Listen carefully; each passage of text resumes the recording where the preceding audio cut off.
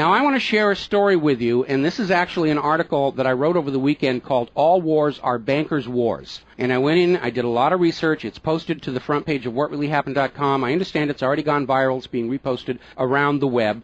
But I wanted to basically tell it to you here on the radio show. And it's a very long story. We're probably going to take the rest of the hour to do it.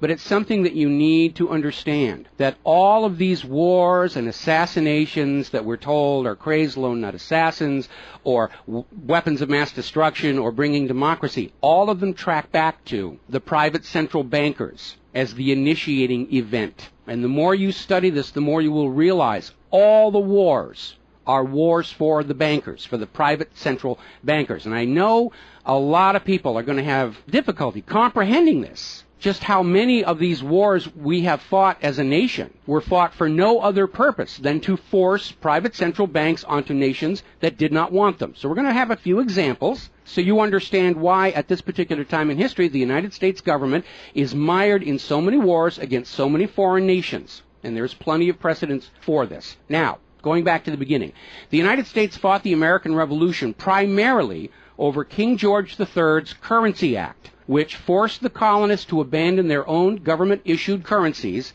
and conduct business only using printed banknotes borrowed at interest from the Bank of England. If you go back to the writings of Ben Franklin, direct quote, the refusal of King George III to allow the colonies to operate an honest money system which freed the ordinary man from the clutches of the money manipulators was probably the prime cause of the revolution. That's Ben Franklin. Now, our public schools don't teach that because you're not supposed to know that the bankers were really behind the American Revolution. After the Revolution, the United States adopted a revolutionary, radically different economic system in which the government issued its own value-based currency so that private banks couldn't skim the wealth of the people through interest-bearing banknotes.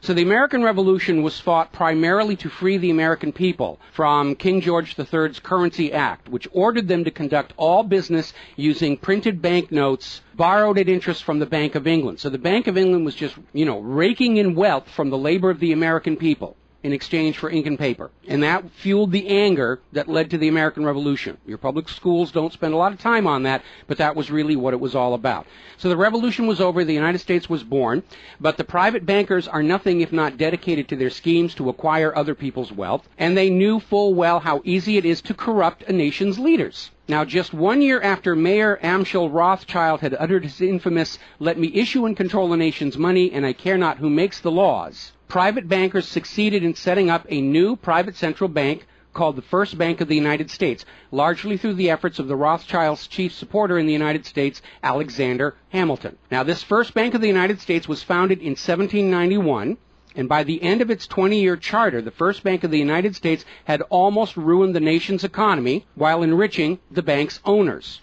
As a result, Congress refused to renew the charter and signaled their intention to go back to a state-issued, value-based currency on which the people paid no interest at all to any banker. This resulted in a threat from Nathan Mayer Rothschild against the U.S. government. Quote, "Either the application for renewal of the charter is granted, or the United States will find itself involved in a most disastrous war." End quote. Congress still refused to renew the charter for the First Bank of the United States, whereupon Nathan Mayer Rothschild railed, quote, "Teach those impudent Americans a lesson. Bring them back to colonial status." End quote. Financed by the Rothschild-controlled Bank of England, Britain then launched the War of 1812 to recolonize the United States and force them back into the slavery of the Bank of England's banknotes, or to plunge the United States into so much debt they would be forced to accept a new private central bank. And the plan worked. Even though the United States won the War of 1812, Congress was forced to grant a new charter for yet another private bank, issuing the public currency as loans at interest, the Second Bank of the United States. Once again, private bankers were in control of the nation's money supply and cared not who made the laws or how many British or American soldiers had to die for it. So once again, the nation was plunged into debt, unemployment, poverty by the predations of the private central bank, and in 1832, Andrew Jackson successfully campaigned for his second term as president under the slogan, "Jackson and no bank." True to his word, Jackson succeeded in blocking the renewal of the charter for the Second Bank of the United States of America. And this was where that famous quote came from Andrew Jackson. Quote, "Gentlemen, I too have been a close observer of the doings of the Bank of the United States.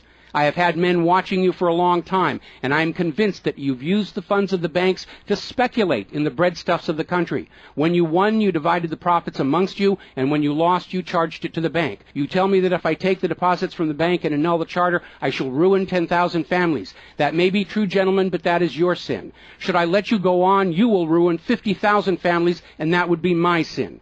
You are a den of vipers and thieves. I've determined to rout you out, and by the eternal God, I will rout you out. End quote. Andrew Jackson. Shortly after the charter for the Second Bank of the United States expired, there was an assassination attempt on Andrew Jackson, and it failed when both pistols used by the assassin, Richard Lawrence, failed to fire. Later on, Lawrence explained the motive for the assassination by saying that with President Jackson dead, money would be more plenty. So it was an assassination motivated by the interests of the bankers. Now, our public school system is as subservient to the bankers' wishes to keep certain history from you, just as the corporate media is subservient to Monsanto's wishes to keep the dangers of GMOs from you, and the global warming cult's wishes to conceal from you the fact that Earth has actually been cooling for the last 16 years. So it should probably be no surprise that the financial dimension of the Civil War are not well known to the average American. It's portrayed in our history books and our popular media as an internal dispute over slavery, but in fact it was a war with global implications. When the Confederacy seceded from the United States, the bankers once again saw the opportunity for a rich harvest of debt and offered to fund Lincoln's efforts to bring the South back into the Union at 30% interest. Lincoln remarked that he would not free the black man by enslaving the white man to the bankers, and using his authority as president, issued a new government currency, the greenback. This was a direct threat to the wealth and power of the central bankers, who quickly responded. This is a quote from the London Times following Lincoln's issuance of the greenbacks. Quote, "If this mischievous financial policy, which has its origin in North America, shall become indurated down to a fixture, then that government will furnish its own money without cost. It will pay off debts and be without debt. It will have all the money necessary to carry on its commerce. It will become prosperous without precedent in the history of the world. The brains and wealth of all countries will go to North America. That country must be destroyed, or it will destroy every monarchy on the globe." So, goaded by the private bankers, much of Europe supported the Confederacy against the Union, with the expectation that victory over Lincoln would mean the end of the greenback. France and Britain seriously considered an outright invasion on the United States in support of the Confederacy, but they were held at bay by Russia. A little bit of history most Americans don't understand. Russia came to the aid of Lincoln's Union during this crisis. Now, at that time, Russia had just ended their serfdom system, and they had a state central bank similar to the system the United States had been founded on. Now, free of European intervention, the Union won the war, and Lincoln announced his intention to go on issuing the greenbacks. Following Lincoln's assassination, the greenbacks were pulled from circulation, and the American people forced to go back to an economy based on banknotes borrowed at interest from the private bankers. So finally, in 1913, the private central bankers of Europe, in particular the Rothschilds of Great Britain, the Warburgs of Germany, met with their American financial collaborators on Jekyll Island, Georgia, to form a new banking cartel with the express purpose of forming the third bank of the United States, with the aim of placing complete control of the United States money supply once again under the control of private bankers. Owing to hostility over the previous banks of the United States, the name of this third bank was changed to the Federal Reserve, in order to grant the new bank a quasi-governmental image. But in fact, it is a privately owned bank. It's no more federal than Federal Express. In fact, last year, the Federal Reserve successfully rebuffed a Freedom of Information lawsuit by Bloomberg News on the grounds that as a private banking corporation, and not actually a part of the U.S. government, the Freedom of Information Act did not apply to the operators of the Federal Reserve. So 1913 proved to be a transformative year for the nation's economy. First, with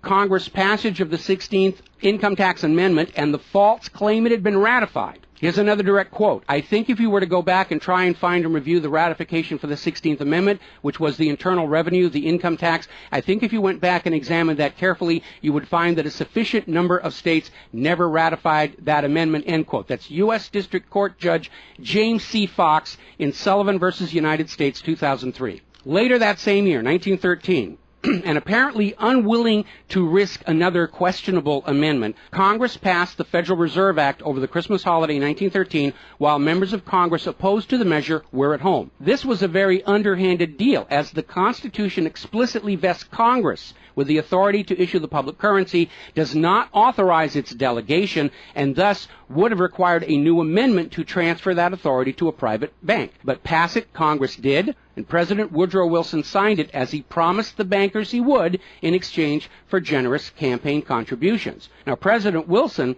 later regretted that decision. You've probably heard this quote before, but you're going to get it again. Quote, "I am a most unhappy man. I have unwittingly ruined my country.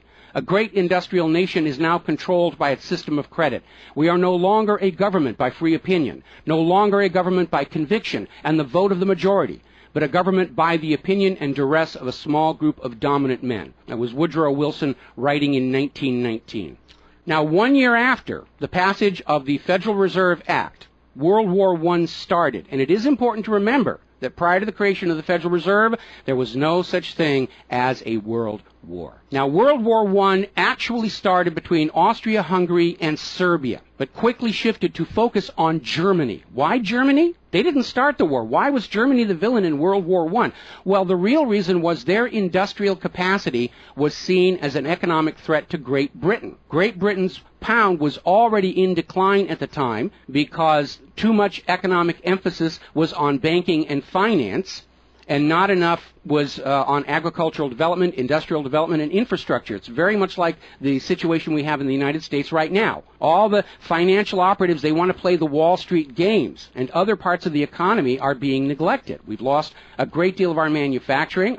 We're not the agricultural exporter we used to be because everybody's over there at Wall Street playing in that giant open-air casino. Now, pre-war Germany did have a private central bank, but it was under strict control by the German government to keep inflation at reasonable levels and to make sure that all of the German economy was being properly funded, just like Putin did with their central bank about a month ago.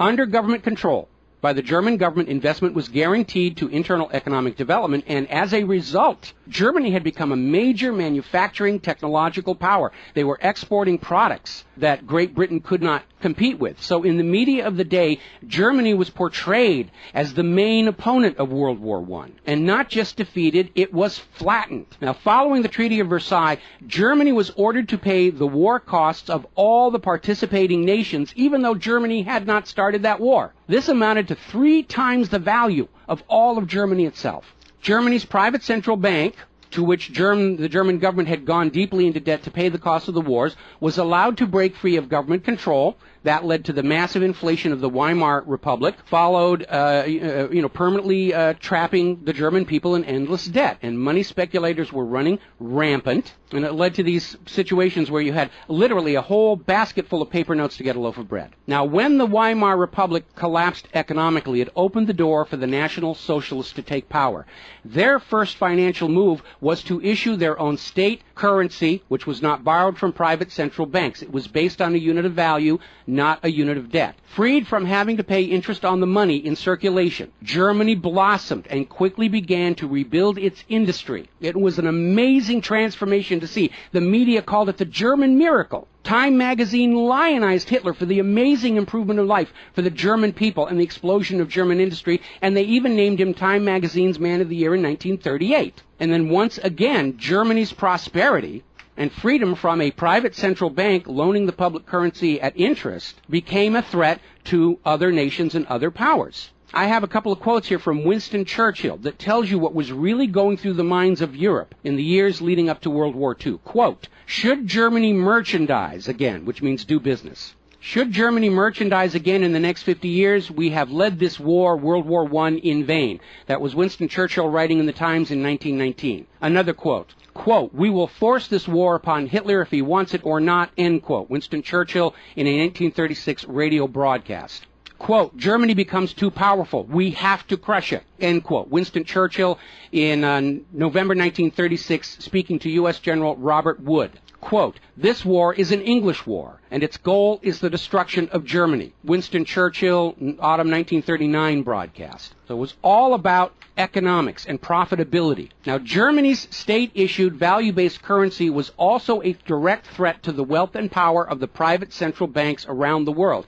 And as early as 1933, they started to organize a global boycott against Germany to strangle this upstart ruler who thought he could run his nation without a private central bank. Now, as had been the case in World War I, Great Britain and other nations threatened by Germany's economic power looked for an excuse to go to war.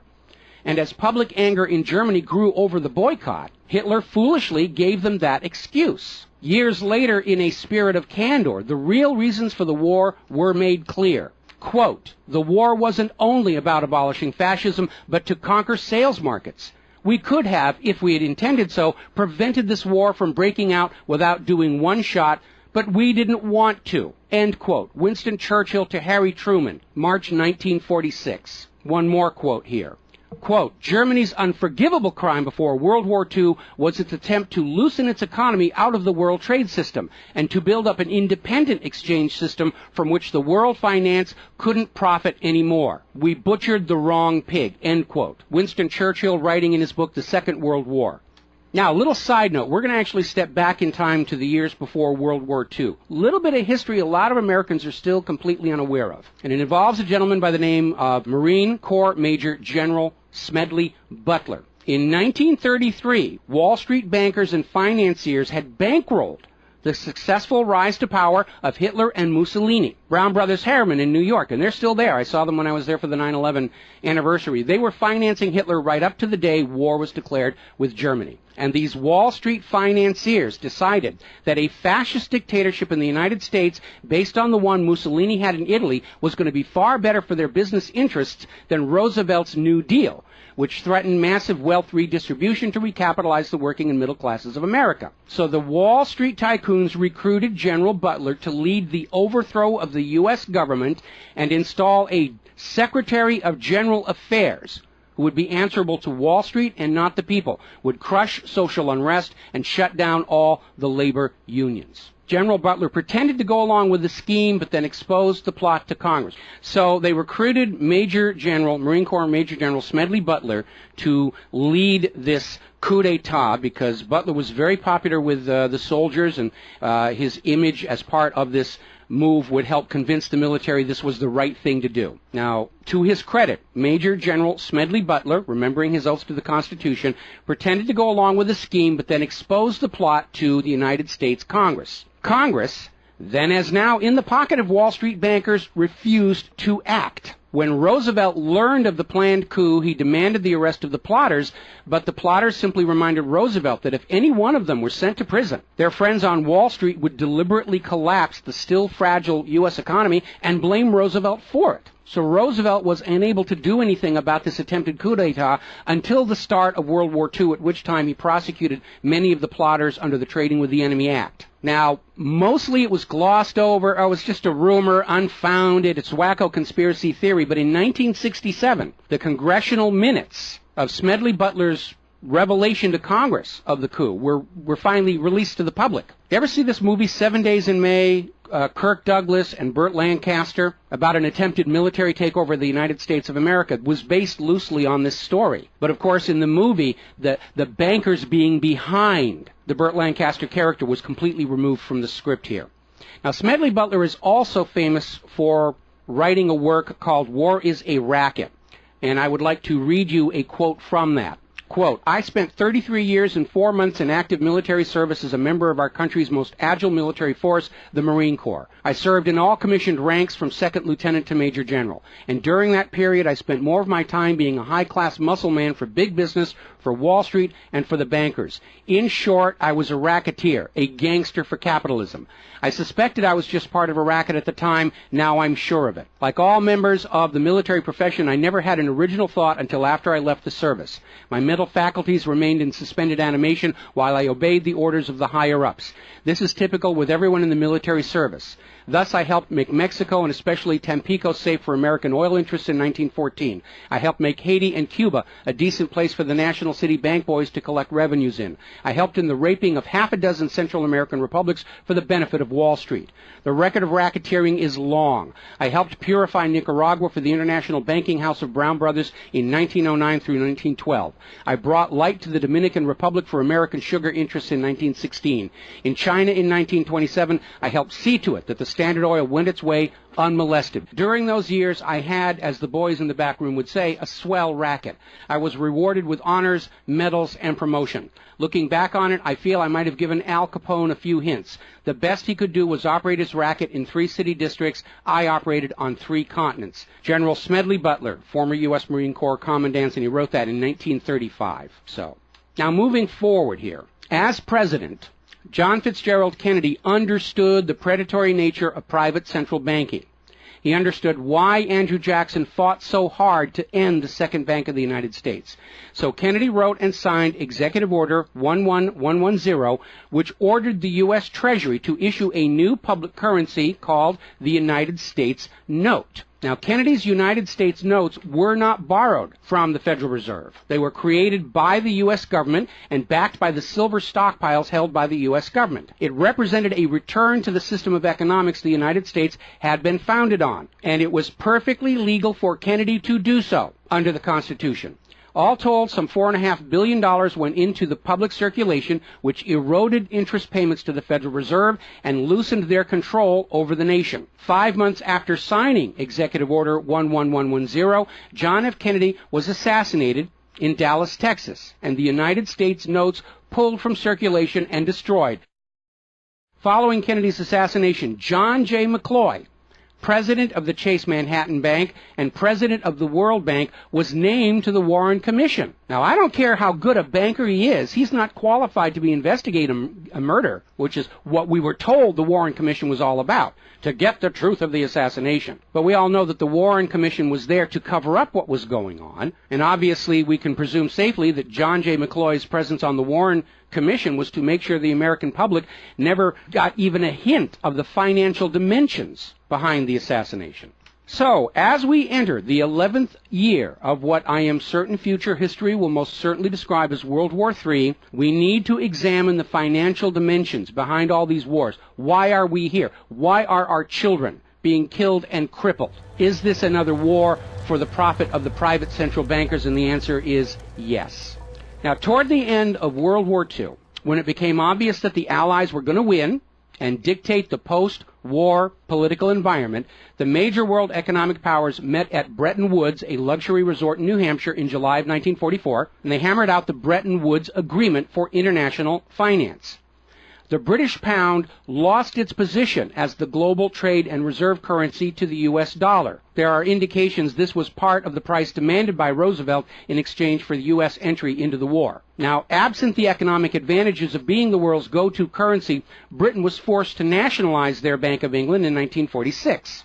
The Bretton Woods Agreement, ratified in 1945, in addition to making the dollar the global reserve and trade currency, obligated the signatory nations to tie their currencies to the dollar. The nations that ratified Bretton Woods did so on 2 conditions. The first was that the Federal Reserve would refrain from overprinting the dollar, basically as a means to loot real products and produce from other nations in exchange for ink and paper. It basically was an imperial tax imposed by the U.S. economic system on the rest of the world. That assurance of no overprinting was supposedly backed up by the second requirement, which was that the U.S. dollar would always be convertible back to gold by the U.S. government at $35 an ounce. Now, of course, the Federal Reserve, being a private bank and not answerable to the U.S. government, did in fact start overprinting paper dollars, which were sent to other nations around the world, and under Bretton Woods, they had to send back products and produce and raw materials at full value. And much of the perceived American prosperity of the 1950s and 60s was the result of these foreign nations having to send real raw materials, goods, produce, back to the United States in exchange for these little pieces of paper with ink all over them, because they were forced to accept these paper notes as being worth $35 per ounce of gold. Then in 1970, France started looking at this huge pile of printed paper notes sitting in their bank vaults, for which real French products like wine and cheese had been traded, and it notified the United States government that they would exercise their option under Bretton Woods to return all those paper notes for gold at the agreed-upon $35 per ounce exchange rate. The problem was the United States had nowhere near the gold to redeem all those paper notes. So on August 15, 1971, Richard Nixon temporarily, nudge, nudge, wink, wink, say no more, suspended gold convertibility of the U.S. Federal Reserve notes. This Nixon shock, as it was termed at the time, effectively ended Bretton Woods, and many global currencies started to delink from the U.S. dollar. And it created another problem, because the United States had been collateralizing their loans, money borrowed from other governments and foreign investors, with the American nation's gold reserves. And with the awareness that there wasn't enough gold to redeem all the Federal Reserve notes, lenders to the U.S. were starting to wonder, did the U.S. government have enough gold to collateralize their outstanding debts? Foreign nations began to get very nervous about the loans to the United States, and they were understandably reluctant to loan any additional money without some form of collateral.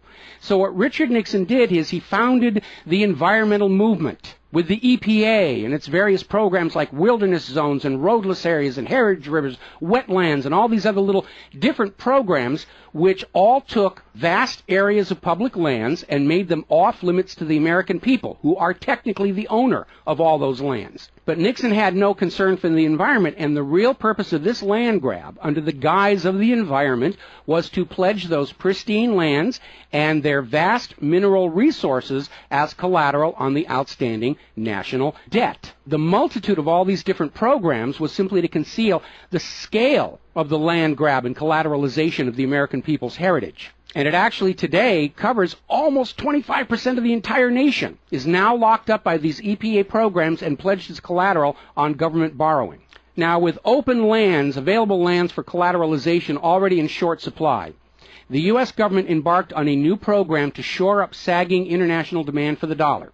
The United States approached the world's oil-producing nations, mostly in the Middle East, and offered them a deal. In exchange for only selling their oil for dollars, the United States would guarantee the military safety of those oil-rich nations. The oil-rich nations would agree to spend and invest their U.S. paper dollars inside the United States, particularly in U.S. Treasury bonds, which would be redeemable through future generations of U.S. taxpayers. The concept was labeled the petrodollar. In effect, the United States, no longer able to back the dollar with gold, was now backing it with oil, other people's oil. And that necessity to keep control over those oil nations to prop up the dollar has dominated America's foreign policy in the region ever since. But as America's manufacturing and agriculture has declined, the oil-producing nations faced a dilemma. Like France, they've got piles and piles of these paper notes and treasury bonds piling up in their vaults, and there really wasn't all that much except real estate they wanted to buy from the United States of America. Europe's cars and aircraft were superior and less costly. In more recent times, America's experiment with GMO food crops has led a lot of nations to simply avoid buying U.S. agricultural exports. Israel's constant belligerence against its neighbors has caused the oil-producing nations to wonder if the U.S. could actually keep their end of the petrodollar arrangement. So oil-producing nations started to talk of selling their oil for whatever currency the purchasers wanted to pay. Iraq, already somewhat hostile to the United States following Desert Storm, demanded the right to sell their oil for euros in 2000. In 2002, the United Nations agreed that Iraq had a right to sell their oil for euros under the Oil for Food program. 1 year later, 2003, the United States reinvaded Iraq, lynched Saddam Hussein, and placed Iraq's oil back on the world market, only available for U.S. dollars. Now, the clear U.S. policy shift following 9/11, away from at least attempting to appear to be an impartial broker of peace in the Mideast to one of unquestioned support for Israel's aggressions, only further eroded confidence in the petrodollar deal, and even more oil-producing nations started openly talking of trading their oil for other global currencies. So over in Libya, Muammar Gaddafi had instituted a state central bank and a value-based trade currency, the gold dinar. Gaddafi then announced that Libya's oil was for sale, but only for the gold dinar. Other African nations, seeing the rise of the gold dinar and the euro, even as the U.S. dollar continued its inflation-driven decline, flocked to the new Libyan currency for trade. This move had the potential to seriously undermine the global hegemony of the dollar. French President Nicolas Sarkozy reportedly went so far as to call Libya a threat to the financial security of the world. So the United States invaded Libya under the guise of supporting a popular rebellion. They brutally murdered Gaddafi, apparently because the object lesson of Saddam's lynching had not been enough of a message, imposed a private central bank, and returned Libya's oil output to dollars only. The gold that was supposed to be made into the gold dinars, as of the last report I could find, unaccounted for. Now, according to General Wesley Clark, the master plan for the dollarification of the world's oil nations included 7 targets: Iraq, Syria, Lebanon, Libya, Somalia, Sudan, and Iran. Venezuela, which has started selling their oil to China for the yuan, seems to be a late addition. What is notable about those original 7 nations targeted by the U.S. is that none of them are members of the Bank of International Settlements. This is the private central banker's private central bank located in Switzerland. That meant that those 7 targeted nations were deciding for themselves how to run their nation's economies rather than submitting to the international private central bankers. Now, of course, the bankers' gun sights are on Iran, which dares to have a government central bank and sell their oil for whatever currency they choose. The war agenda for Iran is, as always, to force Iran's oil to be sold only for dollars and to force them to accept a privately owned central bank. Now, you have been raised by a public school system and a media that constantly assures you that the reasons for all these wars and assassinations are many and varied. We're bringing democracy to the conquered lands. We hear that a lot. When actually the U.S. hasn't. The usual result of a U.S. overthrow is the imposition of a pro-business, pro-Wall Street, pro-U.S. dictatorship. Good example, the 1953 CIA overthrow of Iran's democratically elected government of Mohammad Mossadegh and the imposition of the Shah. Or the 1973 CIA overthrow of Chile's elected government of President Salvador Allende and the imposition of the dictator Augusto Pinochet. Another one of the excuses we'll get is we have to save the people from a cruel oppressor. That's the one they're using in Syria right now. Revenge for 9/11. That was a big one going into Iraq. And then later on, President Bush was caught on video saying, no, Iraq had nothing to do with 9/11. And behind all of them, that tired, worn-out, catch-all excuse for invasion, weapons of mass destruction. Assassinations are always passed off as crazed lone nuts to obscure the real agenda. And the real agenda of the bankers is very simple. It is enslavement of the people by creation of a false sense of obligation. Now, that obligation is false because the private central banking system by design creates more debt than money with which to pay the debt. There is no way out the way it's set up. It's impossible to escape as long as you're playing by their rules. And you need to understand, private central banking is not science. It is a religion. It's a set of arbitrary rules created to benefit the priesthood, meaning the bankers, and it is supported only because people believe this is the way it's supposed to be.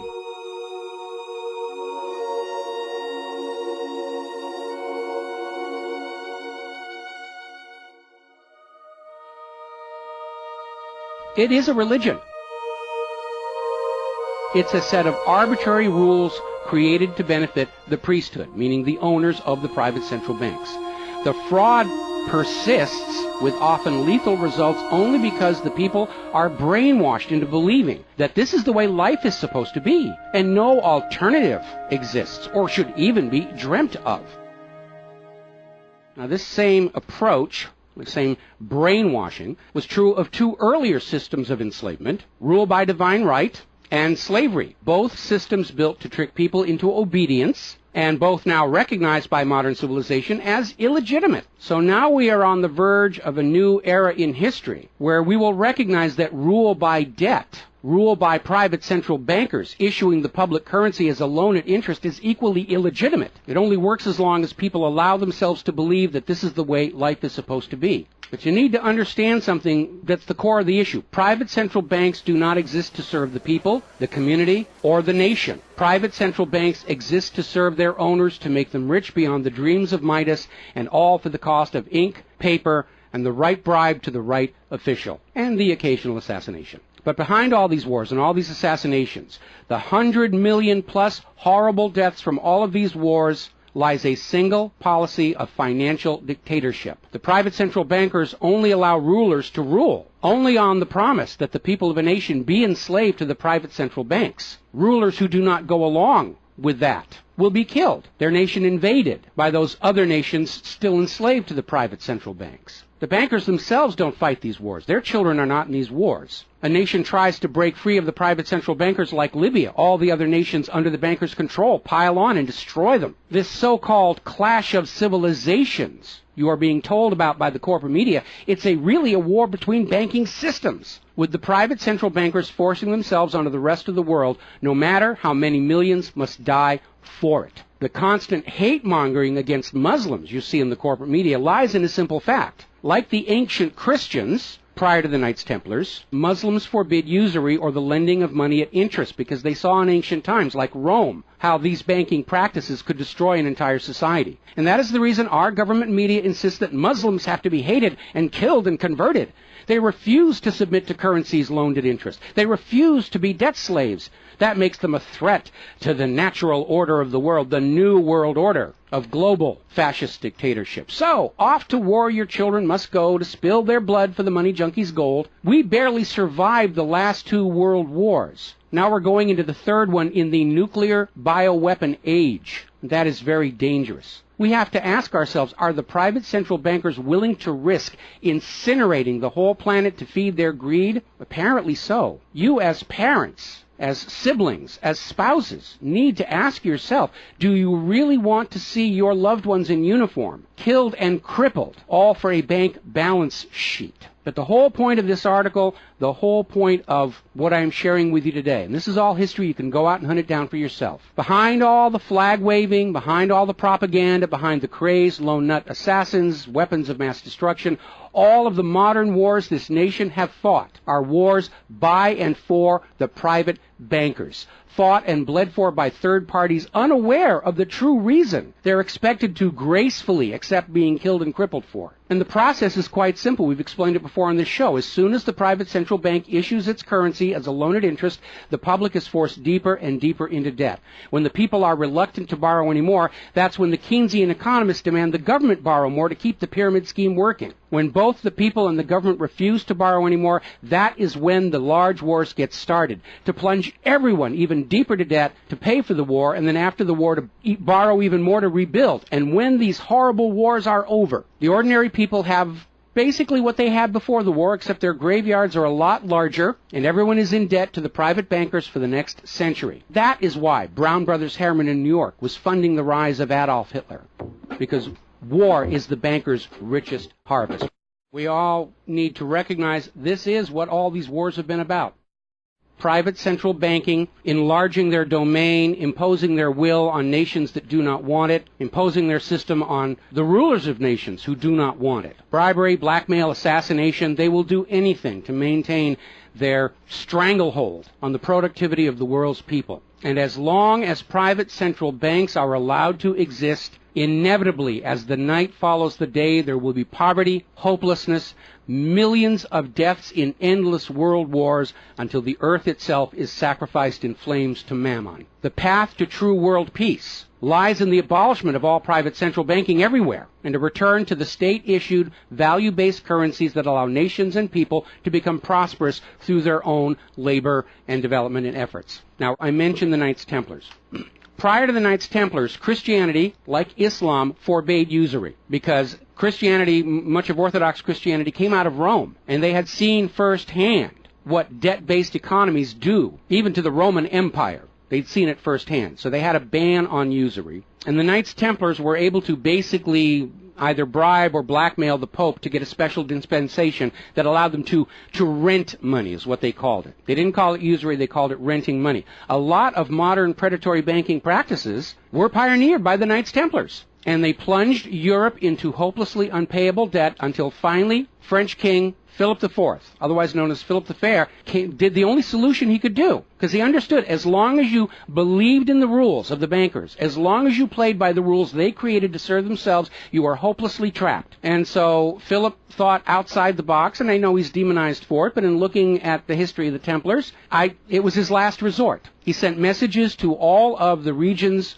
in France, secret orders on the same time, in the same moment, on the same day. All of the Templars were arrested, and their commanderies, which is what they called their banks, were broken into, looking for looted wealth. They didn't find a lot of it. It was a paper empire, just like the Federal Reserve is. It's all based on paper. There's nothing of any real value there. It's all paper notes. And he sent the Templars to prison and execution, except for Scotland and Portugal, where the Pope and King Philip IV really didn't have a lot of control.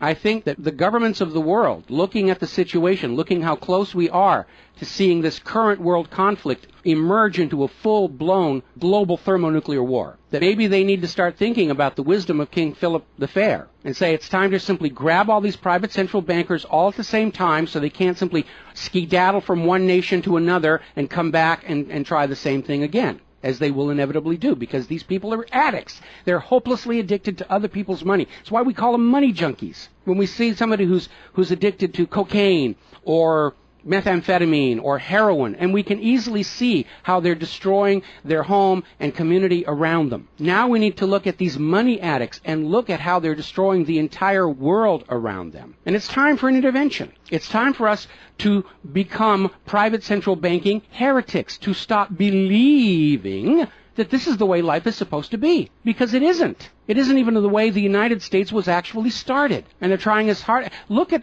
the destruction of our nation. We used to be the world's greatest nation. Now the most generous estimate is we're down to number 16 and still falling. And yet, despite the destruction to our nation, its infrastructure, its children, its quality of medical care, the quality of its manufacturing output, we still are compelled somehow to go out and force this same banking system onto the rest of the world at the point of a bayonet. Does that make any sense at all? Not to a rational human being. To a money junkie, yeah, it's perfect. But we're really at a crisis point in history. And the first step to resolving that crisis, to not let it go any further into a potential nuclear war, is to recognize that private central banking, ruled by manufactured illusion of debt, is no more legitimate a system of governance than rule by divine right or rule by slavery. We all need to recognize the true cause of all the pain and suffering and wars. It's not the terrorists, it's not Al-Qaeda. These are just distractions and set pieces put in front of your eyes so you can't see the very clear pattern behind much of modern human history. It's a war of banking systems, with the predatory private central banks seeking to eradicate any nation and any ruler that would dare try and operate their economy outside the control of the private central bankers. That's the real cause for the war. Is it something you're willing to fight and die for, to support these private central bankers? Is it something you're willing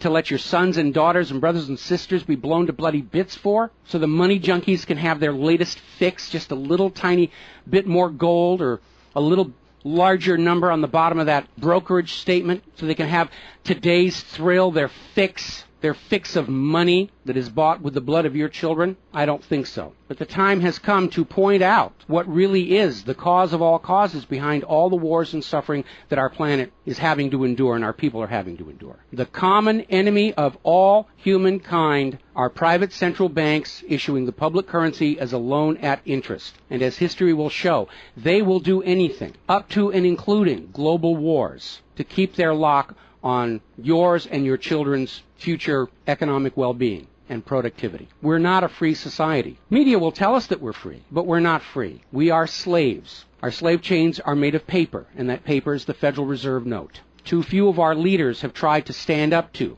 this system of enslavement, usually with lethal results. But if all the people of the world at the same time stand up and say no more private central banks, it will come crashing down, just as slavery did, just as rule by divine right did, and then we'll be embarking on a new era in human history, where the emphasis on social development is on the people and not on the money junkies.